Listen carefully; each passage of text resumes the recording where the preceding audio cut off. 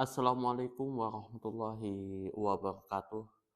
Innal hamdalillahi nahmaduhu wa nasta'inuhu wa nastaghfiruh wa na'udzubillahi min syururi anfusina wa min sayyiati a'malina may yahdihillahu fala mudilla lahu wa may yudlilhu fala hadiyalah. Asyhadu an la ilaha illallah wahdahu la syarikalah wa asyhadu anna Muhammadan abduhu wa rasuluh. Allahumma sholli ala sayyidina Muhammad wa ala ali sayyidina Muhammad kama shallaita ala sayyidina Ibrahim wa ala ali sayyidina Ibrahim. Wa barik ala sayyidina Muhammad wa ala ali sayyidina Muhammad kama barakta ala sayyidina Ibrahim wa ala ali sayyidina Ibrahim fil alamin innaka Hamidum Majid. Rabbi shrah li sadri wa yassir li amri wahlul 'uqdatam min lisani yafqahu qawli amma ba'du. Hadirin hadirat jamaah kaum muslimin wal muslimat yang dirahmati oleh Allah Subhanahu wa taala.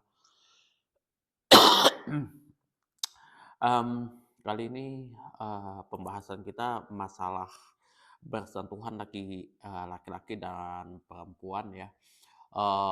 Dan ini jujur aja merupakan video tanggapan saya em, terhadap video yang ada di kontennya Atta Halilintar ya. Em, cukup ini sih ya, gimana ya, kalau menurut saya itu mungkin Mas Atta Halilintar sama ustadznya membuat konten tersebut kurang persiapan sehingga ketika ustadz tersebut Atta Halilintar memberikan pertanyaan, kayaknya ustadz tersebut ya menjawab eh, dengan ala kadarnya, kemudian ya itu ya cukup menuai reaksi juga sebenarnya bagi aku sendiri. Cuman mungkin nggak terlalu trending mungkin ya itu. Dan sudah banyak beberapa YouTuber yang mengatakan bahwasanya itu Ustadz Wahabi sesat dan lain sebagainya. Wallahu a'lam bishawab, tapi saya tidak menyentuh ke situ ya. Karena ya apa ya, menyesatkan orang itu ya, walaupun itu ya betul-betul Wahabi lah, katakan seperti itu. Kita juga harus adil juga sih di mana kesesatannya dan lain sebagainya. Jujur waktu saya menonton sesi tanya jawab Atta Halilintar waktu itu, ketika dia menanyakan masalah berhukum bersentuhan suami istri, pada waktu itu Ustadz itu menjawab tidak membatalkan sholatnya karena Rasulullah Shallallahu Alaihi Wasallam pernah mencium sebagian istrinya kemudian sholat tanpa berwudu gitu ya.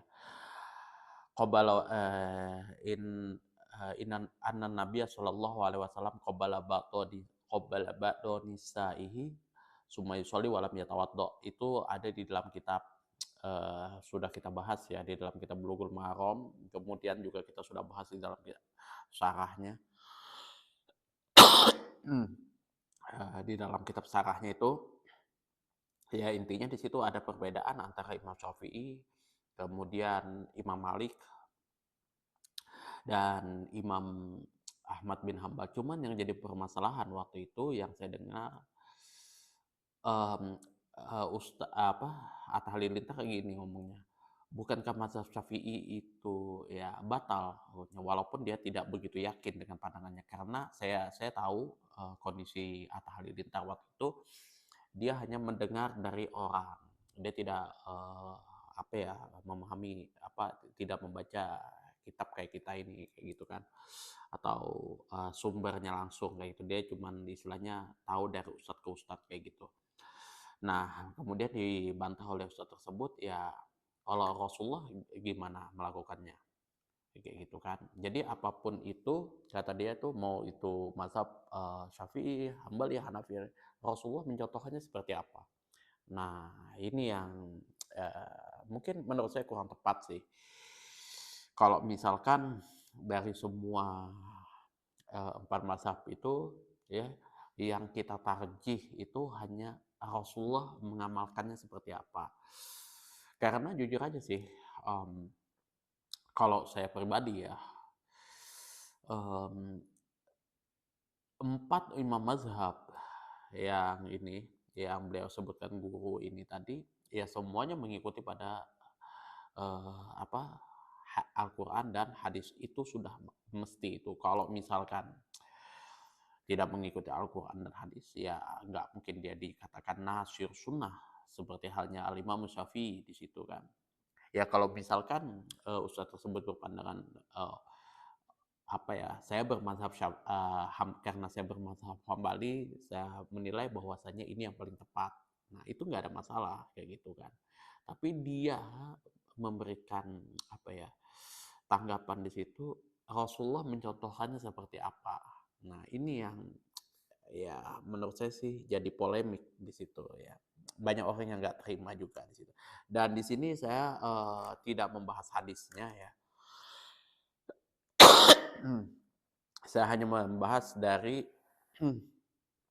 perbedaan pandangan yang ada di dalam kitab, Tafsir Ibnu Katsir juz ketiga di surah An-Nisa ayat 43 ya. Di sini, nanti saya akan bacakan di sini dan saya akan tampilkan. Ketika, apa ya, teman-teman ingin tahu ya, apa sih dalil, ulama-ulama, sekelas Imam Ahmad bin Hambal, Imam Syafi'i, Imam Malik, kemudian dan beberapa ulama yang lain kayak gitu. Ketika menetapkan hukum bahwasanya ya boleh atau tidak, atau batal apa, tidaknya ketika kita bersentuhan laki perempuan. Nah, yang pertama umumnya kalau teman-teman pasti tahu ya, surah An-Nisa, ayat 43. Ya ayyuhalladzina amanu la taqrabus sholata wa antum sukara hatta ta'lamu ma taqulun wala junuban illa abiri sabilin hatta taghtasilu wa in kuntum marda aw ala safarin aw jaa ahadum minkum minal ghaiti aw lamastumun nisa falam tajidu ma'an fatayammamu sha'idan thayyiban famsahu bi wujuhikum wa aydikum innallaha kana afuwan ghafura.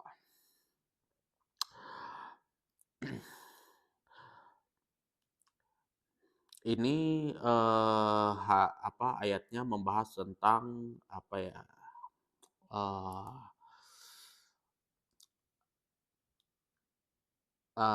apa, pada waktu itu, eee, sahabat Rasulullah itu, apa, sholat, melaksanakan sholat dalam keadaan mabuk, ya. Dalam keadaan mabuk, kemudian, pada waktu itu, sahabat Rasulullah ini, eee, tepatnya itu pas sebelum sholat maghrib. Mereka mabuk, azan maghrib berkumandang, terus, dalam posisi mabuk mereka, eee, melaksanakan sholat. Ya, namanya imam lagi kondisi tidak stabil pada waktu itu, dia membacakan surah Al-Kafirun dan tidak selesai-selesai. Nah, itulah yang terjadi ya. Tapi, saya langsung di sini membahasnya di sini aula mastumun, nisa ya, di sini. Imam Syafi'i atau ulama-ulama yang lain biasanya, mengambil dalil di situ pasti dari Al-Quran dan hadis di dalam menetapkan. Nah, biasanya masyhur kalau teman-teman tahu itu ketika kita bersentuhan laki dan perempuan boleh apa batal apa tidaknya wudhu pasti, ayat ini yang dijadikan rujukan ya. Aula mastumun nisa ya. Faquri'a maka boleh dibaca lamastumun nisa tanpa, lam alif seperti ini biasanya dia, lam alif kayak gitu ya kan. Lamnya dibaca panjang, wala mastumun nisa ya. Jadi lamnya itu dipisah ya, jadi ada lam alifnya. Waqtalafal mufassiruna wal a'immatu fi makna dzalika ala qaulain. Kemudian di sini ulama-ulama tafsir dan imam fiqh di sini 4 imam mazhab, salah satu di antara yang masyhur di sini, berbeda pandangan pada makna tersebut atas 2 pandangan di sini ya. Ketika apa ya, menemukan ayat di sini, aula mastumun nisa atau menyentuh perempuan, di sini ulama berbeda pandangan di sini ya. Jadi ada 2 pandangan yang dihimpun oleh eee, Imam Ibnu Katsir di dalam kitab tafsirnya, dan di sini juga dibahas, mmm, apa namanya, ulama-ulama, imam yang, eee, berbeda pandangan juga di sini ya.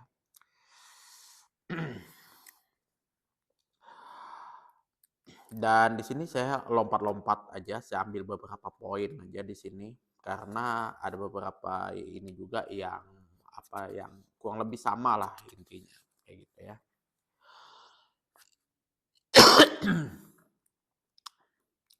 Ahaduhuma, salah satunya anna dzalika kinayatun anil jima'i.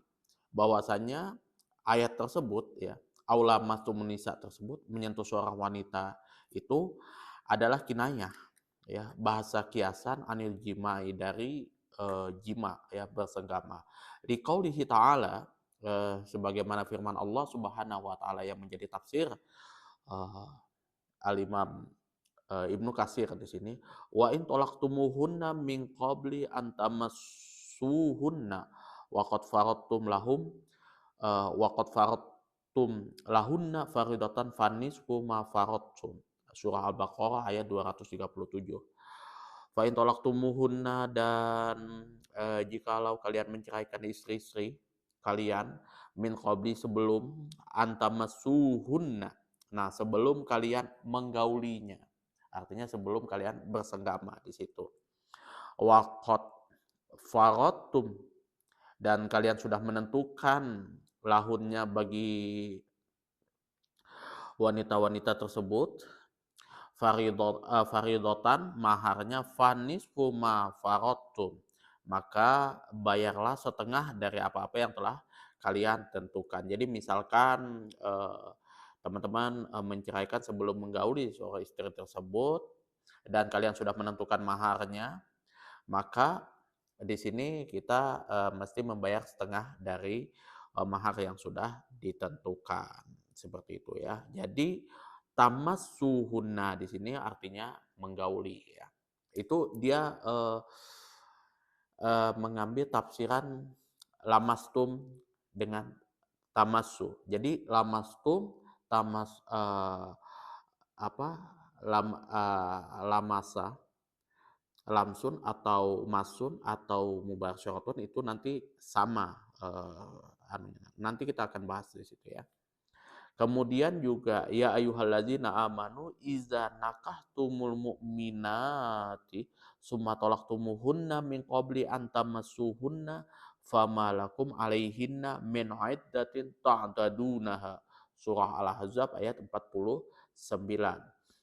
Ya ayyuhallazi, hai orang yang ya ayyuhallazina amanu, wahai orang yang beriman, iza nakahtumu, jika kalian menikahi al-mu'minati, perempuan-perempuan yang beriman, summa talaqtumuhunna, kemudian kalian menceraikannya, min qabli, sebelum antamasuhunna, kalian mencampurinya atau menggaulinya, famalakum alaihinna, maka tidak wajib atas perempuan tersebut min iddatin ta'tadunaha, menyempurnakan iddahnya. Surah Al-Ahzab ayat 49. Jadi antamassuhunna di sini artinya menggaulinya ya. Di sini artinya menjima di sini ya.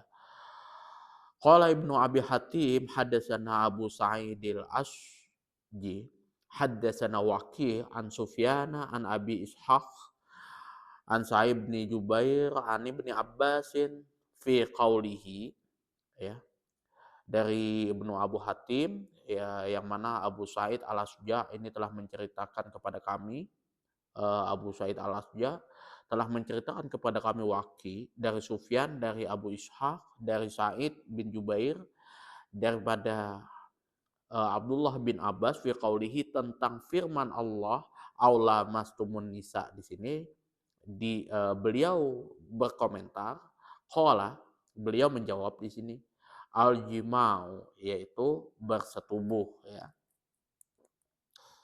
Waruya an Ali juga diriwayatkan dari Ali wa Ubay bin Ka'ab wa Mujahin wa Tausin wal Hasanin dan seterusnya di situ ya. Hadis ini juga diriwayatkan oleh Ali, Ubay bin Ka'ab, Mujahid, Taus, dan Hasan wa Ubaid bin Umair dan seterusnya di situ ya. Jadi kalau menurut Abdullah bin Abbas, beliau mengatakan bahwasanya aula mastumun nisa artinya di situ adalah bersetubuh atau bersenggama ya, berhubungan suami istri. Itu maksudnya. An Sa'ib bin Jubair qala zakarul lamsa ya. Kemudian di sini dari Sa'id bin Zubair telah berkata di sini mereka kalau nggak salah kalau nggak sahabat atau tabi'in di sini sedang membicarakan membincangkan tentang lafaz lamsu gitu ya. Al-lams gitu ya. Faqala nasu minal mawali dan orang-orang dari kalangan bekas budak di sini berpandangan laisa bil jima bukan dari bersenggama. Jadi maksud alam sudis itu bukan bersenggama, tapi bersentuhan itu sudah membatalkan wudhu itu maksudnya, gitu ya. Wa qala nasu minal arabi dan orang dari orang-orang Arab di sini berpandangan alamsu al-jimau gitu ya. Ya istilahnya ketika bersentuhan ya itu yang dimaksudkan dengan berjima maksudnya. Yang dimaksud dalam Al-Qur'an alamsu itu ya berjima di situ ya, berhubungan suami istri. Qala kemudian di sini Sa'id bin Jubair di sini meneruskan ceritanya fa'ataitu bena Abbasin dan saya mendatangi Abdullah bin Abbas kala waktu itu faqultu lahu dan saya bertanya kepada Ibnu Abbas inna nasa minal mawali sesungguhnya orang-orang dari kalangan bekas budak wal arabi dan orang Arab ikhtalafu fil lamsi berbeda pandangan tentang kata lamsu gitu ya al-lamsu faqala al-mawaliyu dan orang-orang bekas budak ini berpandangan laisa bil jimai bukan bukan jima yang dimaksud dengan lams jadi ya bersentuhan itu itu yang dimaksud ya wa qalatil arabi dan orang Arab berpandangan al-lamsu itu adalah al-jimau gitu ya. Yang namanya bersentuhan itu di dalam Al-Qur'an ya berjima di situ. Qala. Kemudian di sini Ibnu Abbas menjawab famin ayyi fariqaini kunta kamu berada di pihak mana dari dua kelompok tersebut. Qultu. Maka di sini saya menjawab, kuntu minal mawali. Saya di sini berada di pihak orang bekas budak. Qala. Guliba fariqul mawali. Abdullah bin Abbas ini di sini mengatakan bahwasanya kalau pandangan kelompok dari orang bekas budak tersebut sudah dikalahkan di situ ya. Innal lamsa wal massa wal mubasyarata al jimau. Sesungguhnya kata lamsun atau masun di situ dan mubasyarah di sini ya artinya adalah al jimau. Itu adalah bersetubuh, berhubungan suami istri. Walakinallaha yukni mayasya walakinallaha yukni masya'a bimasya'a. Akan tetapi di sini Allah sengaja menggunakan ungkapan tersebut, kiasan tersebut, dengan kata-kata yang sesuai dengan apa yang Allah kehendaki, ya, itu. Jadi di sini, dari dua asar ini tadi, bahwasanya Abdullah bin Abbas tetap berpandangan bahwasanya al-lamsu wal masuh wal mubasyarah itu adalah jima artinya. Ya, jadi kalau misalkan ada ustadz yang mengatakan bahwasanya bersentuhan suami istri itu tidak membatalkan pada sholat, jangan disesatkan. Ya. Bahkan ada konten kreator yang mengatakan, wah, pandangannya itu kontroversial sehingga dan lain-lain sebagainya. Wallahu alam bisawab ya. Saya nggak tahu itu. Jangan sampai kalau misalkan kita tidak suka sama apa ya Ustadz Wahabi, ya jangan juga seperti itulah kayak gitu kan. Jangan juga sampai kita memanah busur kayak gitu yang kena malah ulama-ulama yang menjadi rujukan beliau. Jangan sampai seperti itu. Ya kalau misalkan tidak sepakat ya eh, tunjukkan dalil-dalil yang teman-teman punya. Qul hatu burhanakum in kuntum ta'lamun. Itu sih. Wa ibni Abbasin qala alamsu wal masu wal mubasyaratu al jima' walakin Allah yakni bima yasha. Ya. Dari Abdullah bin Abbas, beliau telah berkata yang namanya lafat al-lamsu wal masu wal mubasyarah di situ menurut pandangan beliau adalah al-jima di situ ya. Allah menggunakan ungkapan ini dengan bahasa kiasan gitu ya, sesuai dengan apa yang Allah kehendaki. Wa ibni Abbasin qala al-mula masatu al-jima' walakin Allah karim yakni bima yasha ya.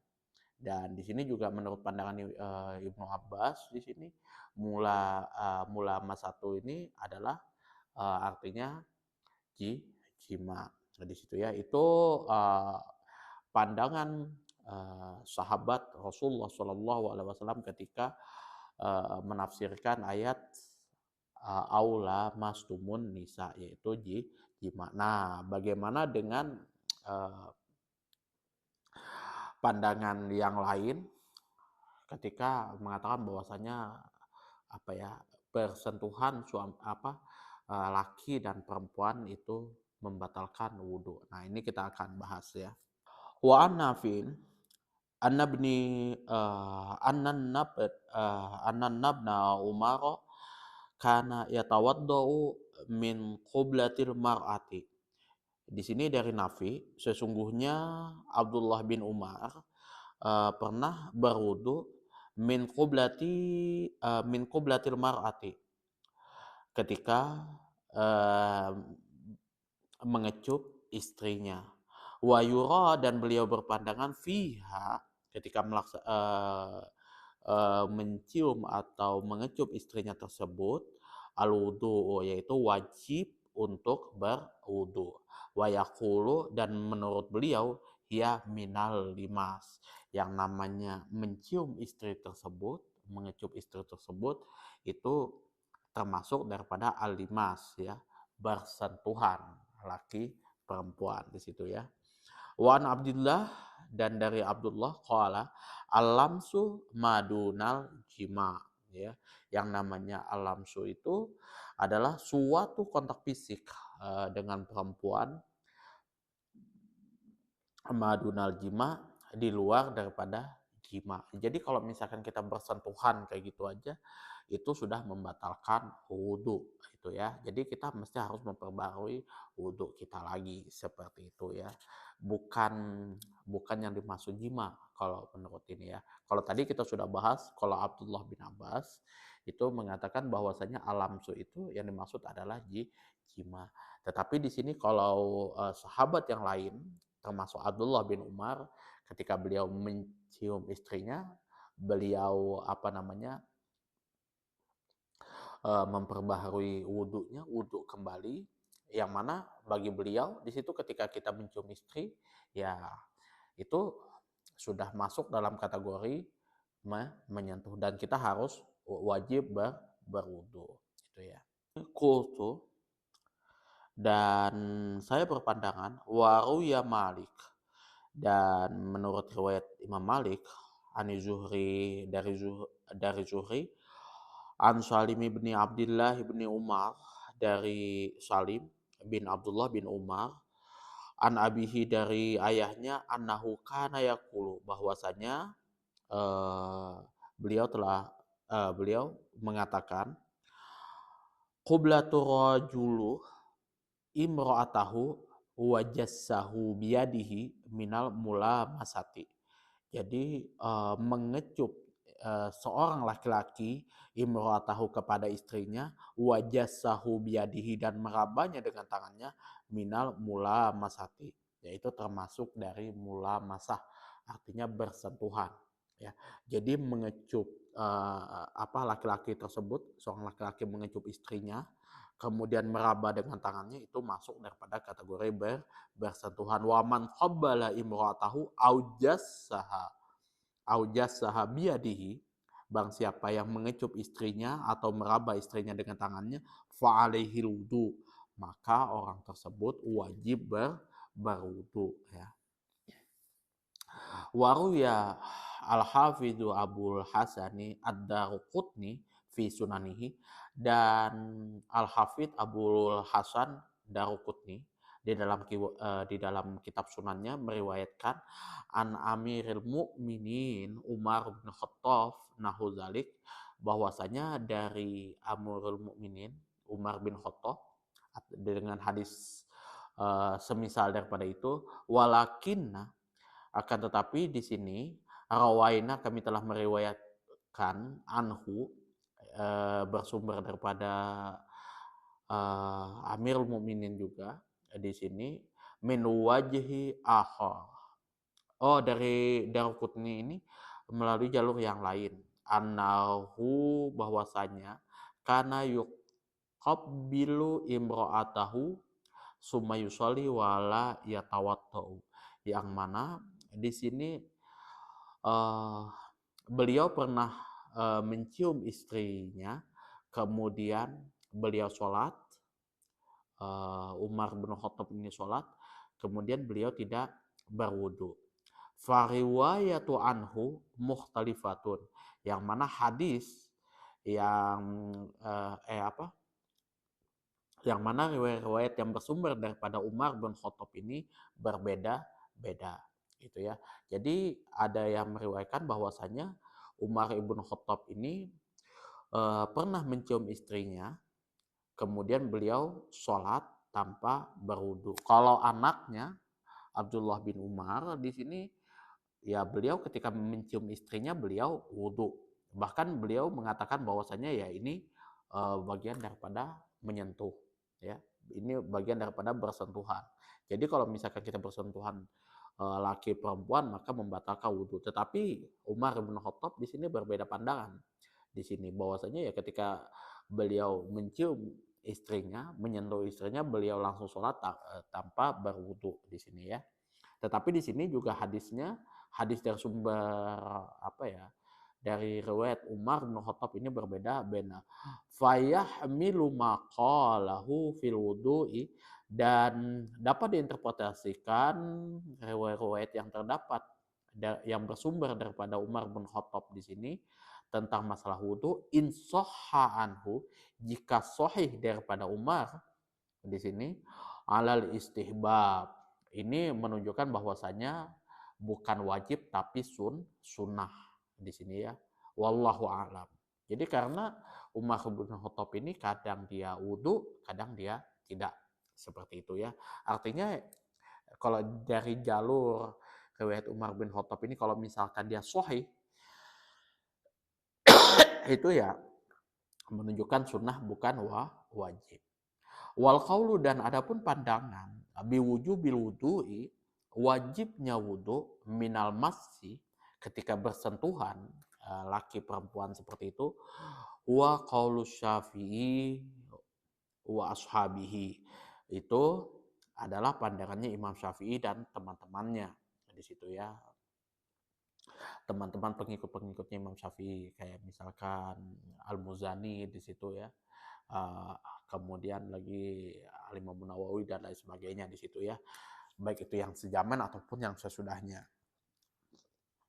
Wa Maliki dan Imam Malik wal masyhuri an Ahmad bin Hambalin rahimahullah, dan yang terkenal, pandangan yang terkenal dari Imam Ahmad bin Hanbal, semoga Allah merahmati atas kesemuanya ya. Jadi yang mewajibkan wudhu ketika bersentuhan itu adalah Imam Syafi'i dan teman-temannya, Imam Malik, kemudian pendapat yang masyhur yang terkenal dari Imam Ahmad bin Hanbal, semoga Allah merahmatinya. Kalau Imam Syafi'i di sini mengatakan bahwasanya ya kalau misalkan bersentuhan ya sudah itu membatalkan wudhu. Kalau Imam Ahmad bin Hanbal mengatakan bahwasanya kalau misalkan kita bersentuhan tanpa adanya syahwat ya cuman nggak sengaja kayak gitu ya tidak ada masalah, tidak membatalkan wudhu. Nah kalau Imam Malik di situ mengatakan yang membatalkan wudhu itu adalah ketika kita menyentuh seorang wanita dalam kategori di situ ya untuk bersenang-senang di situ ya. Ya istilahnya sudah proses stretching ya ketika berhubungan suami istri seperti itu ya. Itu membatalkan wudhu di sini. Jadi intinya kemudian saya lupa. Kalau Imam Abu Hanifah di sini mengatakan bahwasanya tidak membatalkan wudhu karena ya berdasarkan daripada asar pandangan daripada Imam sahabat Rasulullah yaitu Abdullah bin Abbas di situ. Jadi kesimpulannya di sini tetap terjadi dua pandangan di situ. Ini panjang lagi di sini kalau mau dirunut ya di sini. Jadi panjang lagi di sini. Ini saya ambil poin-poinnya aja. Dan kesimpulannya di sini bahwasannya bersentuhan laki perempuan di sini tetap pada posisinya ya bisa membatalkan wudhu dan bisa tidak seperti itu ya. Tuh. Kalau Abdullah bin Abbas itu mengatakan tidak, itu masuk dalam kategori jima. Kalau Abdullah bin Umar dan Abdullah bin Mas'ud di sini ya mengatakan itu apabila bersentuhan laki perempuan ya itu sudah membatalkan wudhu di situ. Wallahu taala alam ya. Wallahu alam ya, hanya Allah yang maha tahu ya. Tapi intinya ketika kita menyampaikan segala sesuatu itu ya mungkin untuk Mas Atta Halilintar perlu dipersiapkan lagi di situ matang-matang ya. Baik itu isi kontennya yang akan kita bahas, kemudian pertanyaan-pertanyaannya, apapun yang nanti akan dikeluarkan di situ. Sehingga tidak tidak misunderstanding di situ ya. Ya orang jadi liar berpikiran di situ. Itu sih kesalahan daripada Atta itu sebenarnya. Jadi ya mungkin ini anggapan saya aja ya, huzon saya saja kayak gitu. Sehingga ya ketika dia bertanya persiapan Ustadz pun juga tidak begitu maksimal sehingga ya itu tadi akhirnya merasa bahwasannya kok kayaknya Imam Syafi'i ini kayaknya nggak ngikutin sunnah deh. Itu akhir-akhirnya dari apa yang disampaikan oleh Ustadz tersebut. Meskipun ya di akhir daripada apa yang dia sampaikan di situ bahwasanya ya kita wajib bermazhab intinya di situ. Baik kita mengikuti Imam Syafi'i, Imam Ahmad bin Hambal, Imam Malik, kemudian Imam Abu Hanifah. Tapi bahwasanya kita wajib 100% mengikuti Imam Syafi'i itu ya gitu. Oh, belum tentu gitu. Ya kita juga sepakat gitu kan. Walaupun NU Muhammadiyah atau apapun itu ya tidak semuanya 100% atau 100% ya itu sejalur, mesti harus Syafi'i semua. Kadang juga ada beberapa masalah atau beberapa kondisi yang mereka mengambil pandangan ulama-ulama yang lain. Tapi ya mungkin hanya saja mungkin uh, belum sadar diri aja sebenarnya, belum sadar diri aja kalau ada yang keberatan kayak gitu kan. Kita mesti harus bermazhab Syafi'i 100%. Ya, ya saya juga jujur aja sih ya maunya seperti itu 100% bermazhab Syafi'i, tapi ya beberapa kondisi yang memang saya ketika menyampaikan segala sesuatu memberikan apa ya pandangan hukum kepada orang-orang ya ketika dia mentok nggak bisa melaksanakan di Imam Syafi'i, saya mesti harus cari alternatif di ulama-ulama yang lain, terutama kalau yang saya bisa otak-atik itu dalam hal muamalah ya, dalam hal bermuamalah. Karena pandangan saya ya seperti halnya uh, apa ya ulama-ulama di Malaysia, itu ustaz-ustaz di Malaysia. Kalau masalah muamalah itu zero riba, zero mazhab gitu ya. Tidak ada riba, tidak ada mazhab. Mana-mana mazhab, mana-mana pandangan yang dapat menyelesaikan masalah, itulah pandangan mereka. Seperti itu. Mungkin itu saja yang dapat saya sampaikan. Kurang dan lebihnya mohon maaf yang sebesar-besarnya apabila kata-kata saya ini menyinggung hati teman-teman semua. Dan ini bukan untuk apa ya, konten ini bukan untuk menyinggung, bukan untuk menjatuhkan, bukan untuk ini ya. Enggak. Iya, saya ya jadikan apa ya Atta Halilintar ya, konten Atta Halilintar sebagai bumper saya kayak gitu, tapi ya bukan untuk menjatuhkan beliau, bukan untuk mencaci maki ustadz beliau, enggak, tapi ya saya uh, menyampaikan apa yang saya tahu ya seperti itu ya, buat subscriber saya, buat menambah wawasan pada subscriber saya kayak gitu ya. Kemudian juga apabila ada saran, kritikan, masukan, dan juga pertanyaan, silahkan teman-teman atur di kolom komentar. Akhirul kalam, wabillahi taufiq wal hidayah. Assalamualaikum warahmatullahi wabarakatuh.